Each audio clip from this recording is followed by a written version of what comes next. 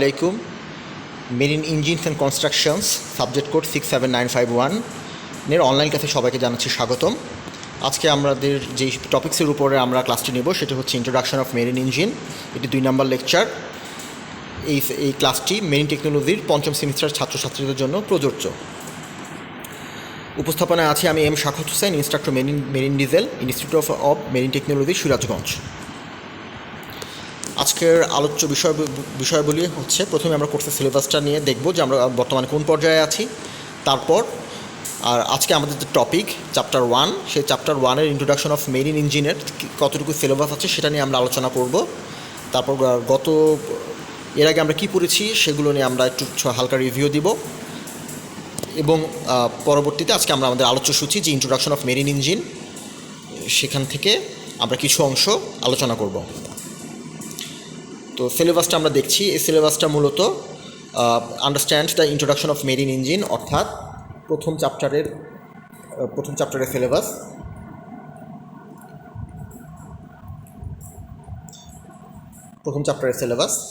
তো এই চ্যাপ্টারের আজকে আমাদের টার্গেট হচ্ছে আমরা ডেফিনেশন, তারপর ক্লাসিফিকেশন এতটুকু পড়ব, এবং কিছু স্পেশাল ফিচার নিয়ে আমরা আলোচনা করব। পরবর্তী সমস্ত কিছুই পরবর্তী ক্লাসের অন্তর্ভুক্ত থাকবে।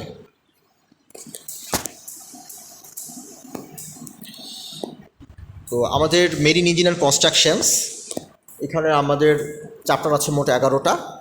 তো আমরা দেখতে পাচ্ছি প্রথম চ্যাপ্টার থেকে সংক্ষিপ্ত প্রশ্নাবলী বেশ আসে।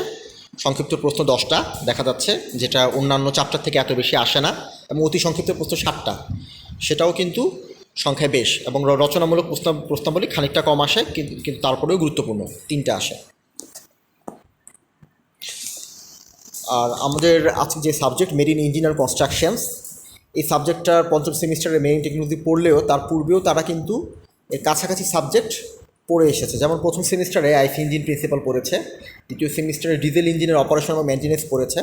তো আমাদের মেরিন ইঞ্জিন অ্যান্ড কনস্ট্রাকশন সাবজেক্টটা তোমরা যদি সিলেবাসটা দেখো, তাহলে দেখবা যে মেরিন ইঞ্জিন যে প্রকারভেদগুলো আছে তার মধ্যে মূলত মেরিন ইঞ্জিন হিসেবে ব্যবহৃত হয় মেরিন ডিজেল ইঞ্জিন। এটা নিয়েই কিন্তু পুরো বইটায় বেশি আলোচনা হয়েছে। বেশি বলতে আসলে 99% এটা নিয়েই আলোচনা হয়েছে। সুতরাং ডিজেল ইঞ্জিন অপারেশন মেনটেন্যান্স এই সেকেন্ড সেমিস্টারে পড়ে আসা, এইখান থেকেও আমরা যে জ্ঞানটুকু অর্জন করছি সেটাও এখানে খুব বেশি কাজে লাগবে। এরপর চতুর্থ সেমিস্টারে আমরা পড়েছি diesel engine overhauling and record keeping. এখানে ইঞ্জিন ওভারহোলিং অর্থাৎ কাছাকাছি রিলেটেড আমরা অনেক কিছু পড়ে এসেছি। আর আমাদের আজকের পঞ্চম সেমিস্টারে মেরিন ইঞ্জিন অ্যান্ড কনস্ট্রাকশন। আর সপ্তম সেমিস্টারে আমাদের ইঞ্জিন রিলেটেড সাবজেক্ট শেষ হয়ে যাবে, ইঞ্জিন টেস্টিং অ্যান্ড ইনস্টলেশন। ঠিক আছে? তো মেরিন টেকনোলজি স্বাভাবিকভাবেই শিপ বিল্ডিং টেকনোলজির থেকে ইঞ্জিন রিলেটেড সাবজেক্ট বেশি পড়ে। যেমন প্রথম সেমিস্টারে আইসি ইঞ্জিন প্রিন্সিপাল পড়েছে, সে একই সাবজেক্ট একই বই শিপ বিল্ডিং টেকনোলজি চতুর্থ সেমিস্টারে পড়ে। আর সপ্তম সেমিস্টারে মেরিন ইঞ্জিন অ্যান্ড কনস্ট্রাকশনের মতোই একটা সাবজেক্ট, সেটা মেরিন ইঞ্জিন শুধু পড়ে। ঠিক আছে? এখানে তারা একটু কম পড়ে আমাদের থেকে, যে মেরিন টেকনোলজির থেকে কম পড়ে। সুতরাং যারা মেরিন টেকনোলজির ছাত্রছাত্রী আছো, তারা এই বিষয়ে এর আগেও শিখে এসেছো, এখনও মনোযোগ দিয়ে শিখতে হবে সবসময়। এটা আমাদের পরবর্তী স্টুডেন্ট লাইফ হোক, পরবর্তী জব লাইফ হোক, বা চাকরির ভাইভা, সব কিছুর জন্যই খুবই গুরুত্বপূর্ণ। পূর্বে আমরা মূলত ইন্ট্রো ক্লাস ছিল, সিলেবাস এবং রেফারেন্স বইয়ের লিস্ট এগুলো নিয়ে আমরা আলোচনা করেছিলাম। সেটার লিঙ্ক আমাদের কমেন্টে দেওয়া থাকবে। আমাদের যে গ্রুপটা আছে IMT সিরাজগঞ্জ অনলাইন ক্লাস, সেই গ্রুপে তোমরা সহজে খুঁজে পাবে। আজকে আমাদের সাবজেক্টটি ক্লাসটি শুরু হচ্ছে ইন্ট্রোডাকশন অফ মেরিন ইঞ্জিন।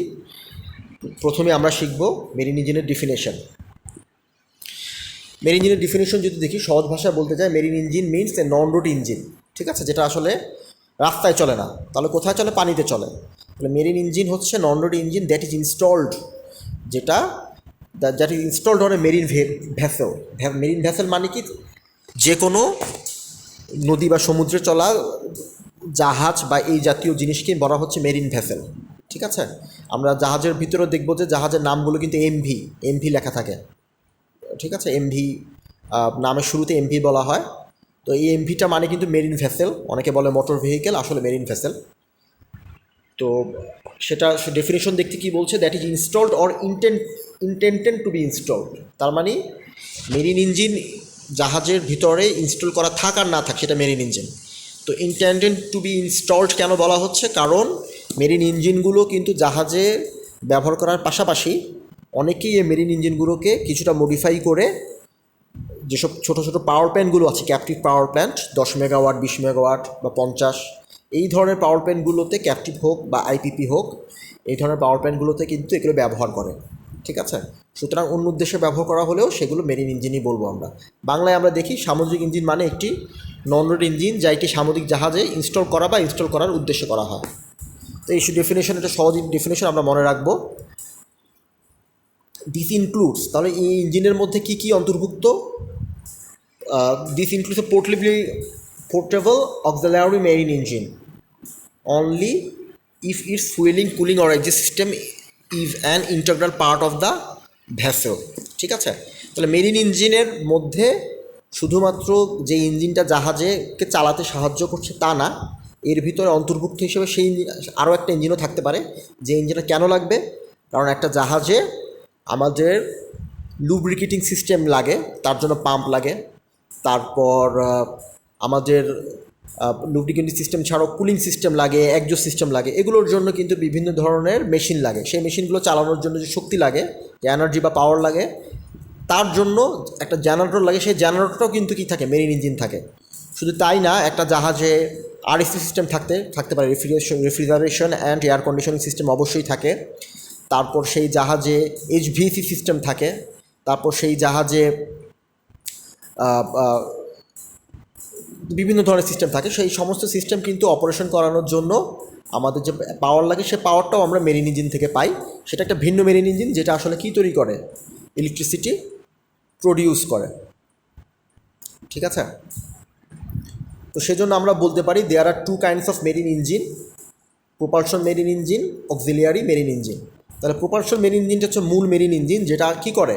যেটা জাহাজটাকে মুভমেন্ট করাতে সাহায্য করে, মুভমেন্ট করায়। আর অক্সিলিয়ারি মেরিন ইঞ্জিন যেটা প্রোপালশনের সাথে ব্যবহৃত হয় না। এখন বলতে পারে অনেকে যে একই মেরিন ইঞ্জিন থেকেই তো আমরা কী করতে পারি? প্রোপালশনও করতে পারি, চাইলে ওটার সাথে অল্টারনেটর না, এই অল্টারনেটরও অ্যালাইন করে দিতে পারে কিনা। এটা আসলে যতটা সহজ বলা হচ্ছে অতটা সহজ না, জটিল হয়ে যায়। তার থেকেও বড় কথা যে অক্সিলিয়ারি আমাদের প্রোপালশনের জন্য ভিন্ন ইঞ্জিনটা হওয়াটাই গুরুত্বপূর্ণ। এর সাথে আসলে অন্য কিছু যোগ না করাটাই ভালো, কারণ এই জাহাজটাকে মুভ করানোর জন্য, লোড ক্যারি করার জন্য প্রচুর পরিমাণে শক্তি প্রয়োজন হয়। সুতরাং প্রোপালশনের জন্য এক আলাদা ইঞ্জিন রেখে অন্য কাজের জন্য, পাওয়ার প্রডিউস করার জন্য অন্য একটা জেনারেটর হিসেবে আরেকটা মেরিন ইঞ্জিন ব্যবহার করা যেতে পারে, যার সাথে অল্টারনেটর যুক্ত থাকবে।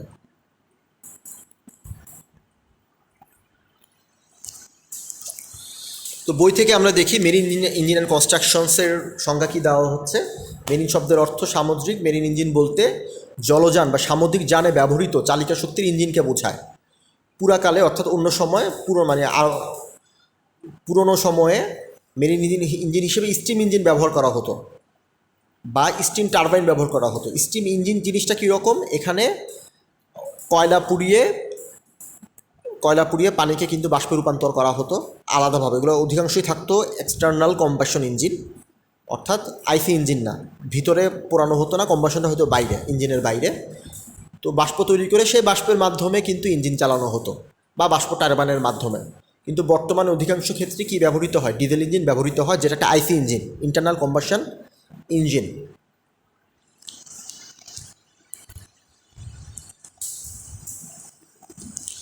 হিস্ট্রি কিছুটা দেওয়া আছে, যে ডিজেল ইঞ্জিনের হিস্ট্রি, এটা মূলত বইও সেটা দেওয়া আছে। কেন দেওয়া আছে? কারণ মেরিন ডিজেল ইঞ্জিনের কথাই যেহেতু আমরা বললাম, মেরিন ইঞ্জিন বলতে আমরা মেরিন ডিজেল ইঞ্জিনকেই বলি। তাহলে এই ডিজেল ইঞ্জিন, ডিজেল সাইকেলের উপর ভিত্তি করে যে ইঞ্জিনটা, সেই ইঞ্জিন সর্বপ্রথম 1892 সালে, অর্থাৎ আজ থেকে প্রায় 120 বছর বা 130 বছরের পূর্বে, ঠিক আছে, এই মেরিন ডিজেল ইঞ্জিন আবিষ্কৃত হয়েছে।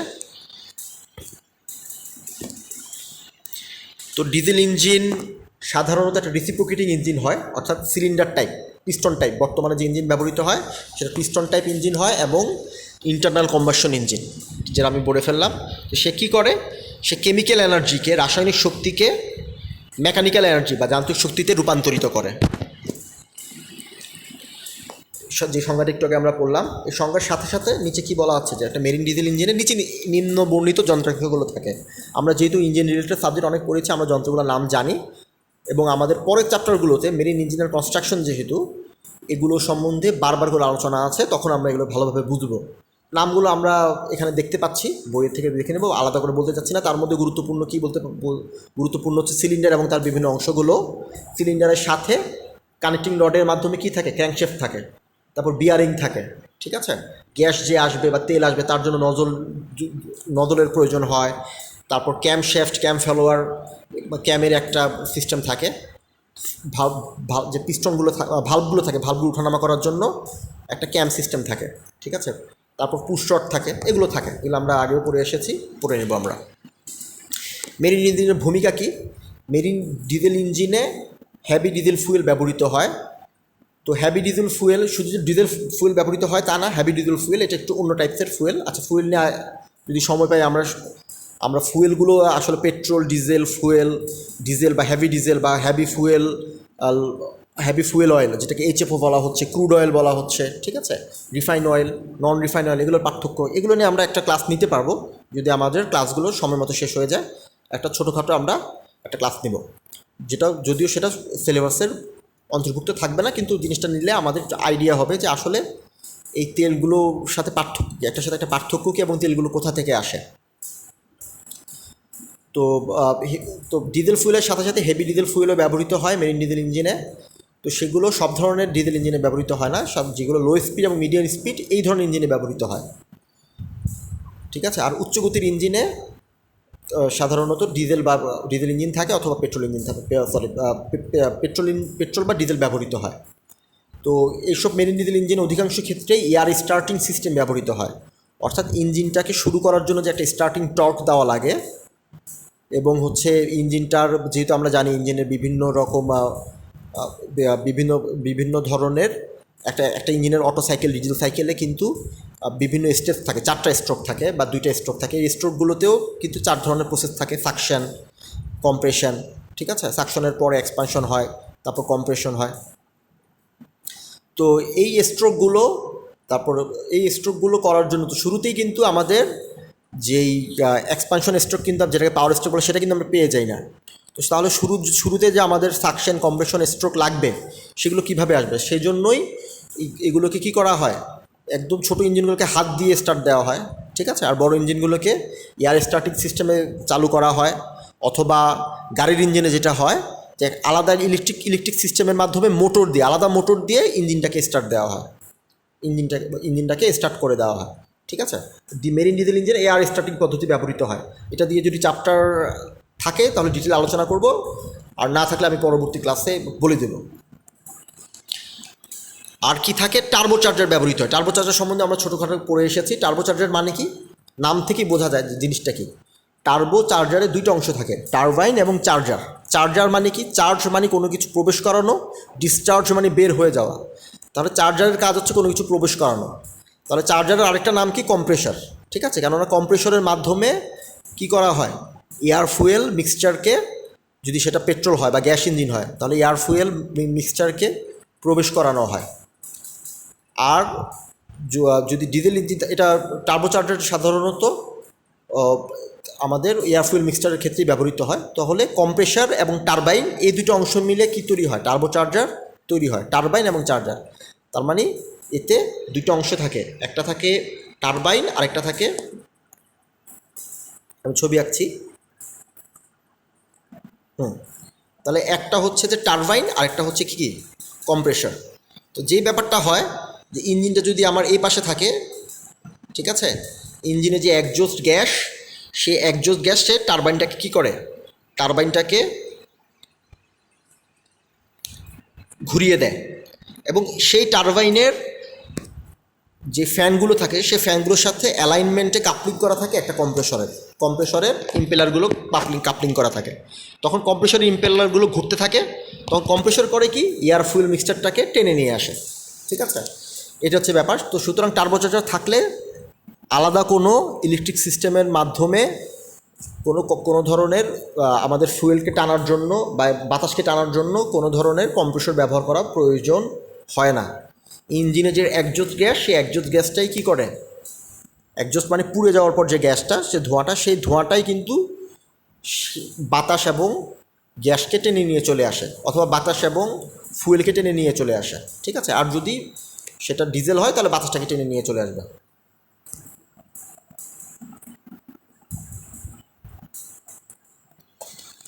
তো আমাদের এখন যেটা পড়বো সেটা হচ্ছে ক্লাসিফিকেশন অফ মেরিন ইঞ্জিন। তাহলে there is two kind of marine engine. আমাদের ভাইবা বোর্ডে জিজ্ঞেস করলে আমরা বলে ফেলবো মেরিন ইঞ্জিন দুই প্রকার। প্রথমে বলবো এটা, পরের প্রকারভেদগুলো পরে বলবো, এটা হচ্ছে আগে।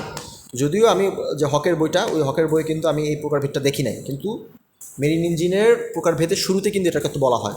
তাহলে দুই প্রকার, propulsion marine engine, auxiliary marine engine. Propulsion marine engine হচ্ছে যেটা মেরিন ভেসেলকে মুভমেন্ট করতে সহায়তা করে বা মুভমেন্ট করায়, আর অক্সিলারি মেরিন ইঞ্জিন হচ্ছে যেটা প্রপালশনের জন্য ব্যবহৃত হয় না। এটা বাদে মেরিন ভেসেলের আমাদের লুব অয়েল সিস্টেম আছে, তারপর কুলিং সিস্টেম আছে, তারপর জাহাজেরও বিভিন্ন ইলেকট্রিসিটির প্রয়োজন হয়, সমস্ত ধরনের ইলেকট্রিসিটির প্রয়োজনগুলো, ভেন্টিলেশন সিস্টেম, তারপর HVAC system, RAC system, fire fighting system, ঠিক আছে, এই সমস্ত ধরনের সিস্টেমে যত ধরনের পাম্প এবং অন্যান্য ইলেকট্রিসিটি লাগে সেগুলোর জন্য যে ইলেকট্রিসিটির প্রয়োজন সেটা প্রডিউস করে এই মেরিন ইঞ্জিনটা। এই মেরিন ইঞ্জিনের সাথে কি লাগানো থাকে, অল্টারনেটর যুক্ত থাকে। স্পিড অনুযায়ীও কিন্তু মেরিন ইঞ্জিনকে ভাগ করা হয়, slow speed engine, medium speed engine, high speed engine. High speed ইঞ্জিনের অস্তিত্ব থাকলেও মেরিন ভেসেলে এটার ব্যবহার হয় না, ঠিক আছে। তাহলে সেজন্য অধিকাংশ বইয়ে দুইটা প্রকারভেদ দেওয়া আছে, যে স্পিড অনুযায়ী দুই প্রকার, slow speed engine, medium speed engine. Slow speed engine RPM 100 থেকে 150-র মধ্যে, আর মিডিয়াম স্পিডের ইঞ্জিনের আরপিএম 300 থেকে 1000। আর 1000 আরপিএমের বেশি থাকলে সেটাকে আমরা হাই স্পিড ইঞ্জিন বলবো। এই আরপিএমটা মূলত ইঞ্জিনের আরপিএম, এটা জাহাজের গতিবেগ না, এটা ইঞ্জিনের আরপিএম, ঠিক আছে। তোমাদের হকের বইতে, মহসিন স্যারের বই ঠিকই আছে, হকের বইতে এক জায়গায় কিন্তু মিডিয়াম স্পিড ইঞ্জিনের আরপিএম, সরি স্লো স্পিড ইঞ্জিনের আরপিএম 300-র উপরে বলা হয়েছে, কিন্তু অন্য জায়গায় কিন্তু ঠিকই অন্য ভিতরে বা অন্যান্য যখন ডিসক্রিপশনে গিয়েছে সেটা তোমাদের চোখে পড়ার কথা না, ঠিক আছে। সেখানে কিন্তু ঠিকই বলছে যে স্লো স্পিড ইঞ্জিনের স্পিড 100 থেকে 120, 130 এভাবে বলা আছে, ঠিক আছে। এটা ভুলক্রমে চলে আসছে, এবং পুরো বর্ণনাটাই মিডিয়াম স্পিড ইঞ্জিনের, সরি স্লো স্পিড ইঞ্জিনের পুরো বর্ণনাটাই মিডিয়াম স্পিডে চলে আসছে, ঠিক আছে। এটা ভুলক্রমে চলে আসছে, তো বই থেকে এটা কারেকশন করে নিব আমরা, আমি দেখাবো কোথায় ভুলটা আছে। তো আরপিএম নিয়ে যদি আমরা বলি যে 1000 আরপিএম জিনিসটা কি, যে যেমন ধরেন মিডিয়াম স্পিড ইঞ্জিন বলতেছি 1000 আরপিএমের নিচে থাকবে। 1000 আরপিএম জিনিসটা কি, 1000 আরপিএম মানে 1 মিনিটে 1000 বার রোটেশন হবে, ফুল রোটেশন হবে। কে ফুল রোটেশনটা দিবে, যে ইঞ্জিনে যে ক্র্যাঙ্কশ্যাফট আছে সেই ক্র্যাঙ্কশ্যাফটটার রোটেশন হবে বা ফ্লাই হুইলের রোটেশন হবে, ঠিক আছে। তো 1000 বার ঘুরে আসবে। 1000 বার ঘোরা মানে কি, 1000 বার ঘোরা মানে হচ্ছে এর ভিতরে যদি 4 স্ট্রোক হয় তাহলে 500টা সাইকেল তৈরি হবে, ঠিক আছে। এটা হচ্ছে বিষয়, কারণ আমরা জানি যে একটা 4 স্ট্রোক ইঞ্জিনের জন্য 2টা রিভলিউশন হলে 4টা স্ট্রোকস কমপ্লিট হয়। আচ্ছা, সেটা বড় কথা না, যেটা বলতে চাচ্ছিলাম 1000 আরপিএম মানে 60 সেকেন্ডে 1000 বার রোটেশন হবে। মিনিটে 1000 মানে 60 সেকেন্ডে 1000, অর্থাৎ 1 সেকেন্ডে কত হবে, 1 সেকেন্ডে হবে প্রায় 16 বার। আমরা যদি 1000-এর উপর হয় তাহলে হবে 17 বার, ঠিক আছে। তাহলে 16 থেকে 17 বার এটা কী হবে, প্রতি সেকেন্ডে রোটেশন হবে। স্লো স্পিড ডিজেল ইঞ্জিনের আমরা অ্যাপ্লিকেশনগুলো দেখি, তাহলে কি বলতেছিল, দে অপারেট অ্যাবাউট 108 আরপিএম, ওই যে বললাম 100 আরপিএম, 100 থেকে 300, ঠিক আছে।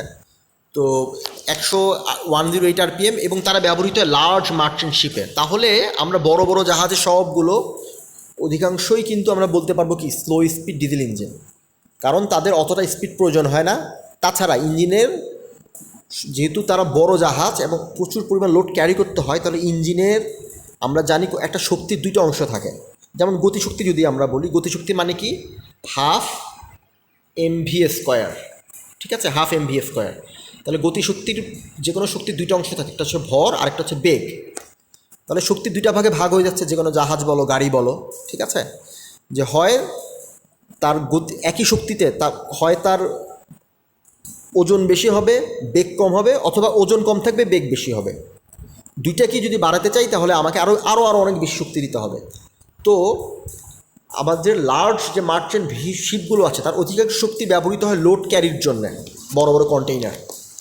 তো সেই জন্য এমের প্রতি যেহেতু বেশি খরচ চলে যায়, ভিগুলো কি থাকে কম, সেই জন্য সেখানে স্লো স্পিড ইঞ্জিন ব্যবহৃত হয়। তার মানে এই না যে তারা ফুয়েল কম খায়, প্রচুর ফুয়েল খাবে, কিন্তু সেই ফুয়েলগুলো ওজনের ক্ষেত্রে চলে যাবে। আর এতটা লার্জ ভেহিকেলের স্পিড খুব বেশি লাগে না, স্পিড যেহেতু তার কম লাগে তার আরপিএমটাও কিছুটা কম রাখা হয়। মিডিয়াম স্পিড ডিজেল ইঞ্জিন দেখতেছি আমরা, এগুলোও বড় জাহাজ, কিন্তু ওই কন্টেনার যেগুলো বহন করে তাদের মতো অতি বড় জাহাজ না। এগুলো হচ্ছে কী টাইপের বলা হচ্ছে কি, দে আর ইউজড ইন ইলেকট্রিক্যাল জেনারেটরে ব্যবহৃত হয়। আর কোথায় ব্যবহৃত হয়? কার্গো লাইনার এবং mechanical drive searches large compressor pump এগুলোর ক্ষেত্রে ব্যবহৃত হয়। আর গাড়ি আমাদের কার্গো লাইনারও ব্যবহৃত হয়, অর্থাৎ মালামাল পরিবহনেও ব্যবহৃত হয়। তবে এগুলো কী টাইপ? ফেরি টাইপ। দেখা যাচ্ছে এগুলো ফেরি টাইপ, অর্থাৎ অত বড় জাহাজ না, এগুলো অনেকটা ফেরি টাইপ। ফেরি টাইপ মানে কি? ফেরি টাইপ বলা হয় সেই জাহাজগুলো কি যারা একটা নির্দিষ্ট লাইনে চলাফেরা করে, ঠিক আছে, কার্গো শিপের মতো না।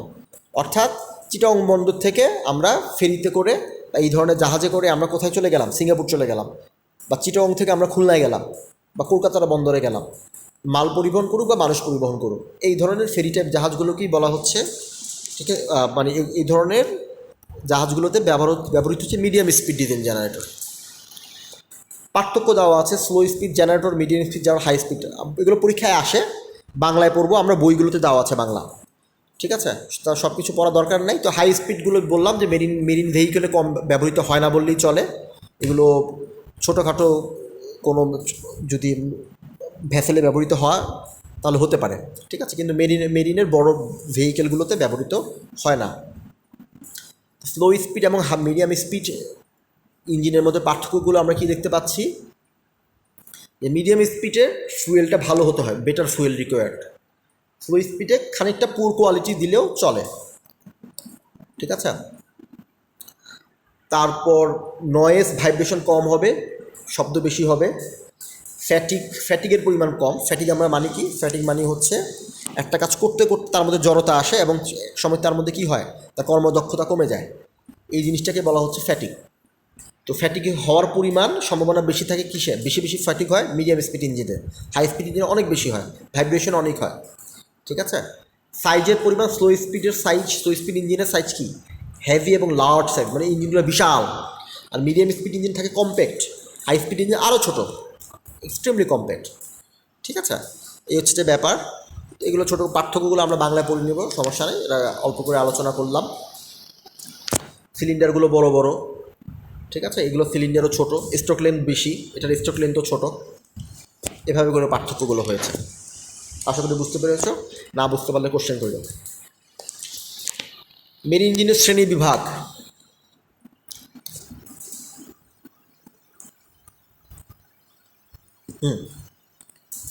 এই শ্রেণী বিভাগটা মূলত হকের বই থেকে বললাম আমরা। এর বলেছে মেরিন ইঞ্জিন, কিন্তু নিচে যে ভাগগুলো দিয়েছে এগুলো কিন্তু মেরিন ইঞ্জিনের ভাগ না, সবগুলো কিন্তু মেরিন ইঞ্জিন ব্যবহৃত হয়ও না। এটা মূলত তার আইসি ইঞ্জিনে, যে তারা বলছে আইসি বা মেরিন ইঞ্জিন, আসলে আইসি বা মেরিন ইঞ্জিন, আসলে আইসি ইঞ্জিনের শ্রেণী বিভাগ তারা দিয়ে দিয়েছে, ঠিক আছে। কারণ কি দেখেও এখানে কি বলতেছে, গ্যাস ইঞ্জিন, তো কেরোসিন ইঞ্জিন, এগুলো জাহাজের ক্ষেত্রে ব্যবহৃত হয় কিনা আমি জানি না, ঠিক আছে, এরকম নাই। তো এইভাবে দিয়ে দিয়েছে, সব ধরনের ইঞ্জিন আসলে দিয়ে আসছে। তো ফুয়েল অনুযায়ী এভাবে জাহাজকে ভাগ করে, পেট্রোল ইঞ্জিন, ডিজেল ইঞ্জিন এগুলো আমরা বলবো, ফুয়েল এলপিজি ইঞ্জিন, ডিজেল এগুলো বলবো আমরা। স্ট্রোক অনুযায়ী 2 স্ট্রোক 4 স্ট্রোক আমরা জানি এবং সবসময় মনে রাখবো। সিলিন্ডারের অ্যারেঞ্জমেন্ট অনুযায়ী সিলিন্ডার কীভাবে সাজানো আছে তা অনুযায়ী কি radial type, V type, inline মানে একসাথে লাগানো, অপোজিট উল্টো একসাথে মানে বিপরীত দিকে সাজানো, ইনলাইনগুলো সব এক লাইনে সাজানো, ঠিক আছে। এগুলোর ছবিগুলো আমরা পরবর্তীতে দেখব, চ্যাপ্টারগুলোতে যখন আলোচনা হবে আমরা দেখব। এবং আমার মনে হয় যে আইসি ইঞ্জিন রিলেটেড যে সাবজেক্টগুলো পড়েছে ওখানে অনেকটা পড়ে এসেছো, তারপরে আমরা আলোচনা করব। থার্মোডাইনামিক সাইকেল অনুযায়ী ভাগ করা হচ্ছে অটো সাইকেল, ডিজেল সাইকেল এবং ডুয়েল সাইকেল। ডুয়েল সাইকেল জিনিসটা কি? ডুয়েল সাইকেল ইঞ্জিনকে ডুয়েল ফুয়েল ইঞ্জিনও বলা হয়। এর ভিতরে পেট্রোল এবং ডিজেল দুটি একসাথে ব্যবহার করা হয়, ঠিক আছে, এই জন্য তার সাইকেলটা চেঞ্জ আসে। এর কিছু সুবিধাও আছে, অসুবিধাও আছে। সুবিধা অসুবিধা হিসাব করলে এগুলো এর পার্থক্য যখন পড়বো তখন আমরা এগুলো আলোচনা করবো ডিটেইল। তো সুবিধা অসুবিধা হিসাব করলে এগুলো অটো এবং ডিজেল সাইকেলের মাঝামাঝি। ডিজেল সাইকেলের ইফিসিয়েন্সি হচ্ছে 40%, আর অটো সাইকেলের ইফিসিয়েন্সি কিন্তু 15 থেকে 25% এরকম। ঠিক আছে। সুতরাং পেট্রোল ইঞ্জিন বা আমাদের সিএনজি যেগুলো বলি এগুলোতে ইফিসিয়েন্সি কম, অর্থাৎ কম তেল বেশি ব্যবহার করে আমরা অল্প কাজ পাবো, যেখানে ডিজেল ইঞ্জিনে কিন্তু কি থাকে, অল্প তেলে বেশি কাজ করা যায়। তো আরেকটা ভাগ বলা হচ্ছে কম্প্রেশনের প্রকারভেদ অনুযায়ী SI engine, CI engine. SI engine চলে অটো সাইকেলে অর্থাৎ পেট্রোল ইঞ্জিন, আর সিআই ইঞ্জিন ডিজেল সাইকেলে। যদিও এটা আসলে কম্প্রেশন অনুযায়ী ভাগ এটাকে বলা হয় না, এটা আমি পরে আলোচনা করব। এগুলো হচ্ছে সাইকেল অনুযায়ী ভাগ, একই কথা দুইবার বলে চলছে। ভালভের ব্যবস্থাপনা সেই অনুযায়ী ভাগ করা হয়েছে। ভালভ বলতে কি, ওই আমাদের ইনলেট ভালভ, ঠিক আছে, আউটলেট ভালভের যে সেগুলোর কথা বলতেছে, সেই অনুযায়ী এল হেড, আই হেড এই ভাগগুলো দেখা আছে। এগুলো আসলে সব একসাথে আলোচনা সম্ভব না, চ্যাপ্টারে যদি পাই তাহলে আলোচনা করব। এগুলো অনেকটা পড়ে এসেছে তোমরা।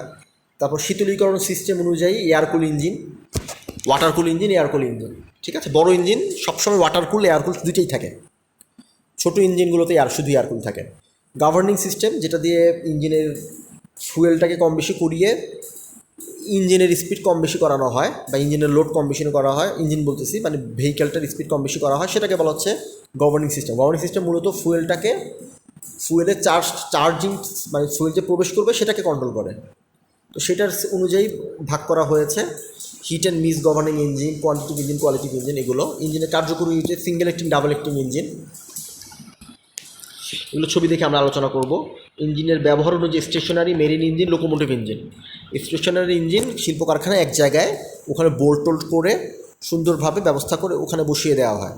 ওর সাথে দেখা যাচ্ছে কি, তার যে কম্বাসন এয়ার, তার লাইন লাগানো থাকে, তার যেই একজস্ট সেটা লাইন নেওয়া থাকে। তো ইঞ্জিন চাইলেও আমি নড়াতে পারবো না, কিন্তু মেরিন ইঞ্জিন এটা যেতে যেতে চলবে, সুতরাং সে আসলে মুভের উপরেই থাকবে। আর লোকোমোটিভ ইঞ্জিন সেটা রেলওয়ে ইঞ্জিন, ঠিক আছে, এক জায়গা থেকে জায়গায় যেতে থাকবে। চার্জিং অনুযায়ী, চার্জ বলতে কি বোঝাচ্ছে, ওই যে বললাম আমরা যে বাতাসটাকে প্রবেশ করাবো যেটা কম্বেশনে ব্যবহৃত হবে, আর সেটা যদি পেট্রোল ইঞ্জিন হয় তাহলে সেটা কি এয়ার এবং ফুয়েল মিক্সচার যেটা কম্বেশনে ব্যবহৃত হবে, সেগুলোকে প্রবেশ করানোর জন্য সেই অনুযায়ী ভাগ করা হয়। ন্যাচারাল স্পিরিটেড ইঞ্জিন, নন সুপারচার্জ, এটা মানে স্বাভাবিকভাবে ইঞ্জিন যতটা সাকশন করে সেই অনুযায়ী বাতাসটাকে টেনে নিয়ে আসবে। আর সুপারচার্জ ইঞ্জিন মানে হচ্ছে কি, বাইরে থেকে প্রেশার দিয়ে বাতাসটাকে অথবা বাতাস এবং গ্যাসের যে মিক্সচার অথবা এয়ার ফুয়েল মিক্সচারকে প্রবেশ করানো হবে সুপারচার্জ ইঞ্জিনে। সেটা কীভাবে হতে পারে, সেটা এই চার্জিং করার জন্য আমরা যে চার্জার বা কম্প্রেসর সেটাকে আমরা ব্যবহার করতে পারি মোটর সিস্টেমে, ঠিক আছে। মোটর এক্সট্রা একটা মোটর ব্যবহার করে করতে পারি, অথবা ওই চার্জারের সাথে আমরা একটা বেল্ট সিস্টেমে আমরা কি করতে পারি, ক্র্যাঙ্কশ্যাফটের সাথে যুক্ত করে দিতে পারি, মানে ফ্লাইহুইলের সাথে যুক্ত করে দিতে পারি। সেভাবেও আমরা কম্প্রেসর চালাতে পারি। আরেকটা যে টার্বো চার্জার, একটু আগে যেটা বলে আসলাম, যে আমাদের যে একজস্ট গ্যাস, যে ভিতরে যে ইঞ্জিনের ভিতরে যে দহন বা কম্বাসন হবে, কম্বাসন হয়ে যে পোড়া গ্যাসটা বেরোয় যাবে, বেরোনোর সময় সেটা টারবাইনকে ঘুরাবে, সেই টারবাইনের সাথে যুক্ত থাকবে একটা কম্প্রেসর। টারবাইনটা ঘুরাবে কাকে, কম্প্রেসর বা চার্জারকে, সেটাকে বলা হচ্ছে টার্বো চার্জ। এইটা হচ্ছে এইবার প্রকারভেদটা দেওয়া হচ্ছে মহসিন স্যারের বই থেকে। এই প্রকারভেদগুলো ঠিক আছে। মেরিন ইঞ্জিনগুলো মূলত নিম্ন ধরনের, যদি কেউ জিজ্ঞেস করে বা ছোটো করে অল্প 1 নম্বরের প্রশ্ন আসে আমরা এগুলো দিয়ে দেবো। Marine diesel engine, marine steam turbine, marine gas turbine এবং নিউক্লিয়ার পাওয়ার প্ল্যান্ট বা নিউক্লিয়ার মেরিন টারবাইন। এটা পাওয়ার প্ল্যান্ট হবে না, নিউক্লিয়ার মেরিন টারবাইন হবে, ঠিক আছে। পাওয়ার প্ল্যান্ট তো পাওয়ার প্ল্যান্টই। তো পার্থক্যগুলো, ব্যবহারগুলো দেখি। মেরিন ডিজেল ইঞ্জিন কি বলা হচ্ছে, ব্যবহৃত হয় কোথায়, অধিকাংশ জাহাজই marine diesel engine. Marine steam turbine কোথায় ব্যবহৃত হয়, আগে ব্যবহৃত হতো বেশি, ইদানিং তেমন ব্যবহার দেখা যায় না, ঠিক আছে। তারপরে এগুলো কিছু কিছু জায়গায় পাওয়া যায়, কিন্তু ছোট এবং মধ্যম মানে এগুলোর ব্যবহার লাভজনক হয়। তাহলে বড় জাহাজে এটা ব্যবহার করে লাভ আছে, ঠিক আছে, যেটা আগে দেখা যেত এখন হয়তো দেখা যায়। তো মেরিন গ্যাস টারবাইন সেটাও রোটারি টাইপের ইঞ্জিন, এটা ব্যবহৃত হয়, তবে ছোট এবং মধ্যম জায়গায় এটা ব্যবহার করা যায়, বড় জাহাজে এটা ব্যবহার করা লাভজনক না। তো ডিজেল ইঞ্জিনের থেকে তো লাভজনক নাই, ঠিক আছে। আর নিউক্লিয়ার পাওয়ার প্ল্যান্ট এটা তো ব্যবহার করতেই হবে, এই দুটো ব্যবহার করতেই হবে। নিউক্লিয়ার পাওয়ার প্ল্যান্ট কোথায় ব্যবহৃত হয়, যেগুলো সাবমেরিন, পানির নিচে ডুবে যাবে, ঠিক আছে, পানির নিচে ডুবে কাজ করবে এবং তাদের প্রচুর পাওয়ার লাগে, এবং তাদেরকে কি হয়, এভাবে যে কোনো জায়গায় যেয়ে তারা কিন্তু চাইলেও কি করতে পারে না, ফুয়েলটাকে রিচার্জ করতে পারে না, ফুয়েল নিয়ে আসতে পারে না, ঠিক আছে, রিফুয়েলিং করতে পারে না। তো সুতরাং তাদের অফুরন্ত পাওয়ারের উৎস লাগে। এত পাওয়ার কোথায় পাবে, আমরা জানি যে যদি আমাদের নিউক্লিয়ার পাওয়ার প্ল্যান্ট থাকে বা কোনো একটা ইঞ্জিনে যদি নিউক্লিয়ার ইঞ্জিন ব্যবহার করা যায়, সেখানে যদি নিউক্লিয়ার পাওয়ার উৎপন্ন হতে থাকে, ঠিক আছে, ইঞ্জিনের ভিতরে যদি নিউক্লিয়ার পাওয়ার প্ল্যান্ট থাকে, তাহলে আমরা অফুরন্ত, এটা কস্টলি, ব্যবহার করাটা অনেক ব্যয়বহুল এবং প্রচুর পরিমাণে সেফটি এবং প্রিকশন নিতে হয়। কিন্তু বসিয়ে দেওয়ার পর কিন্তু দেখা যাচ্ছে কি অল্প কয়েক গ্রাম দিয়ে কিন্তু আমরা অফুরন্ত কী পেতে পারি, অফুরন্ত আমরা শক্তি বা এনার্জি পেতে পারি। সেই জন্য সাবমেরিনগুলোতে, সাবমেরিন বললেই আমরা সেজন্য আমরা কী বুঝি, নিউক্লিয়ার সাবমেরিন, ঠিক আছে। ডিজেল সাবমেরিন, বাংলাদেশের যে সাবমেরিনগুলো আছে সেগুলো ইন্ডিয়া থেকে কিনেছে, ওগুলো ডিজেল সাবমেরিন, ওগুলো নিউক্লিয়ার সাবমেরিন না। কিন্তু এগুলোর ব্যবহার আসলে কোথাও নাই, কেউ ডিজেল সাবমেরিন ব্যবহার করতে চায় না, কোন উন্নত দেশগুলো কেউই চায় না। ইন্ডিয়া বলো, পাকিস্তান বলো, বা প্রতিবেশী দেশের কথা বললাম, বা অন্যান্য উন্নত দেশ, রাশিয়া, আমেরিকা, তো সাবমেরিন বললেই নিউক্লিয়ার সাবমেরিন। তো আইসি ইঞ্জিনের শ্রেণী বিভাগ, তো মোহসিন স্যারের বইয়ে কিন্তু একটু আগে যেগুলো আমরা পড়ে আসলাম সেগুলো আইসি ইঞ্জিনের শ্রেণী বিভাগ নামে উল্লেখ করা হয়েছে।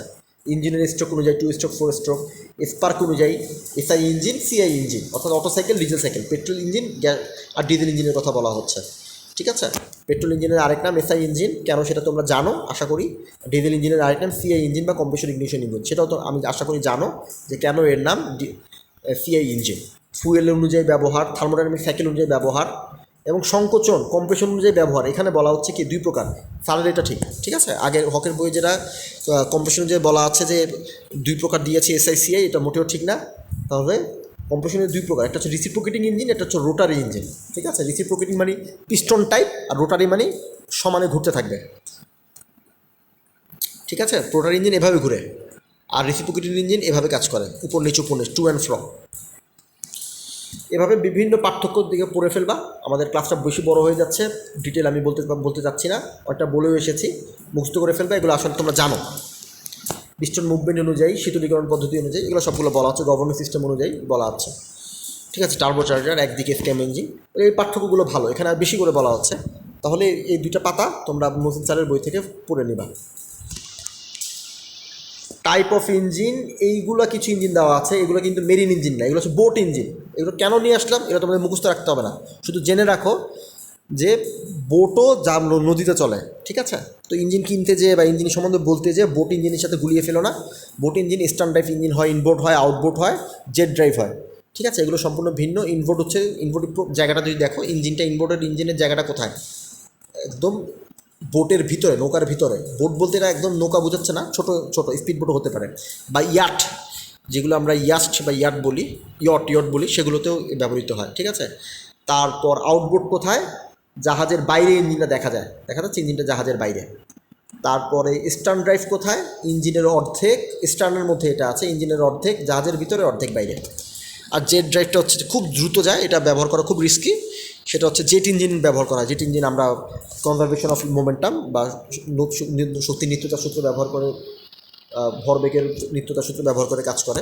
এগুলো পরে আলোচনা যদি কখনো করা যায় করবো। স্পেশাল, এটা লাস্ট টপিক, ক্লাসটা বেশি বড় হয়ে যাচ্ছে, সেই জন্য লাস্ট টপিক হচ্ছে এটা কি স্পেশাল বা মেইন ফিচার। এটা নিয়ে প্রচুর প্রশ্ন আসে।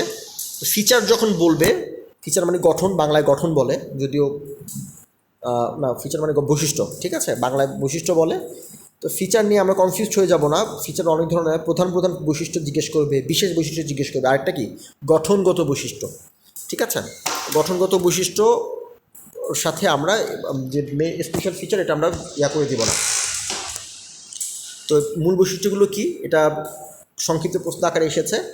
তো যখন এগুলার রচনামূলক প্রশ্ন আসবে, এই পয়েন্টগুলোই লিখতে হবে, কিন্তু প্রতি পয়েন্টের নিচে 5-6 লাইন করে বা 3-4 লাইন করে লিখতে হবে, কিন্তু পয়েন্ট এগুলাই। তাহলে কী পয়েন্ট, মেরিন ডিজেল ইঞ্জিনের মূল বৈশিষ্ট্য হচ্ছে অধিক ক্ষমতা, যেহেতু জাহাজ বলে কথা, ক্ষমতা বেশি থাকতে হবে। স্লো স্পিড, মিডিয়াম স্পিড, ঠিক আছে। এগুলো স্পিড হয় স্লো হবে না, মিডিয়াম হবে, ফাস্ট হবে না। তারপরে বিভিন্ন ধরনের পাওয়ার রেটিং বিভিন্ন হবে। ব্যয় কম হতে হবে, খরচ কমাতে হবে, ঠিক আছে। ইকোনমিক অপারেটিং কস্ট, অর্থাৎ যে তেল খরচ বা ফুয়েল খরচ কম হতে হবে। সাধারণত এগুলো 2 স্ট্রোক ডিজেল ইঞ্জিন হয়, লার্জ ডিজেল ইঞ্জিন হয়। এগুলো বলা হচ্ছে বৈশিষ্ট্য। পরবর্তী ক্লাসে আমরা মেইন ফিচার, স্পেশাল ফিচারগুলো ডিটেল আলোচনা করব। কনস্ট্রাকশনাল ফিচার বা গঠনগত বৈশিষ্ট্য আমরা ডিটেল আলোচনা করব। অ্যাপ্লিকেশন নিয়ে আলোচনা করব। সব ধরনের ইঞ্জিনের মেরিন ইঞ্জিনের সুবিধা অসুবিধা নিয়ে আলোচনা করব। 2 স্ট্রোক এবং 4 স্ট্রোক ইঞ্জিনের মধ্যে পার্থক্য নিয়ে আমরা আলোচনা করব। এটা পড়বো না। ধন্যবাদ সবাইকে। ক্লাস নিয়ে কারো কোনো প্রশ্ন থাকলে মন্তব্যের ঘরে করতে পারো। গত ক্লাসটা আমাদের আসলে, যদি আমি ক্লাসগুলো বড় বড় হয়ে যাচ্ছে বড়, ছোটো করতে চাইলেও পারতেছি না। গত সপ্তাহে ক্লাসটা মিস গিয়েছে, এই ক্লাসটা আমি এই সপ্তাহতেই মেকআপ করে দেবো। সবাইকে অসংখ্য ধন্যবাদ জানিয়ে IMT অনলাইন ক্লাস গ্রুপে আমার ছাত্রছাত্রীদের নিকট থেকে আমি বিদায় নিচ্ছি। ধন্যবাদ সবাইকে।